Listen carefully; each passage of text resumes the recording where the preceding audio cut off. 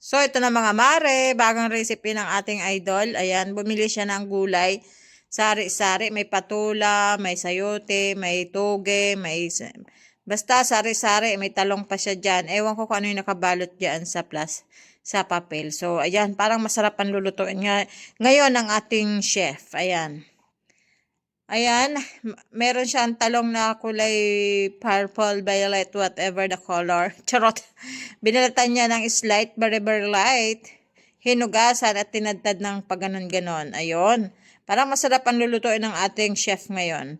Nilagyan ng asin gamit ang salaan niya. Nilagyan ng tubig, hinugasan. Ayan, kaya kayang luto. At tapos, nilagay dun sa may mga seasoning na mga sibuyas, bawang na yan. Maanghang yan, Marikoy. Tapos, may nilaga siya ng mga mais. Doon niya nilagay yung talong. And then, nilagay niya ng patula. Tapos, nilagay ng, ano yan? Gata or cooking cream. Pero masarap yan, Mare. Parang ang sarap. Hindi siya nasiyahan doon sa maliit na kawali. Yun, nilagay niya sa malaki para kasya. Nilagay niya ng pritong isda. Wow, ang sarap niyan, Mare. Dito lang tayo nagkatalo. Bakit mo prinito yung strawberry? Trinito, hindi mo at nilagay, pagkaya rin pritohin, nilagay doon sa sa yelo, tapos nilagay ng tubig. Uy, ayun, dinurog-durog, dinik-dik-dik-dik, ano kayang gagawin mo dyan? Okay, nilagay doon. Anong nilagay? Asukal. Ayan, siguro, niluto niya. Ayan, kumulo na.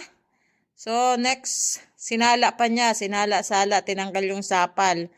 Ano kayang gagawin mo dyan? Nilagyan ng food coloring na strawberry. Wow, parang mukhang masarap naman to. Sa gitna, may isang tasa na asukal. Nilagyan ng papaya ng mga prutas. Ayan, may jelly. Magko-coffee jelly ka ba o fruit jelly? Aywan, tapos nilagay yung strawberry sa gitna. O, diba? Parang masarap yan. Pero, ayan, nilagyan ng gatas o gata. Tapos nilagyan ng sago. Nilagyan ng yellow. Wow! Nilagyan ulit ng gatas. Wow! Ang sarap! Refreshing yan. Ano yung piniprito mo? Yung, ano ba yan? I think ito ay yung cheese. Mozzarella cheese o whatever. Basta cheese yan. Piniprito niya. Masarap yan. Wow! Ang sarap ng menu ng ating idol ngayon, no? Parang nag-i-improve na ang ating idol. Ito na, yung kanyang ginawang sa malamig, sa malamig. Wow. Ito ang masarap sa mainit na panahon. Wow. Ang sarap.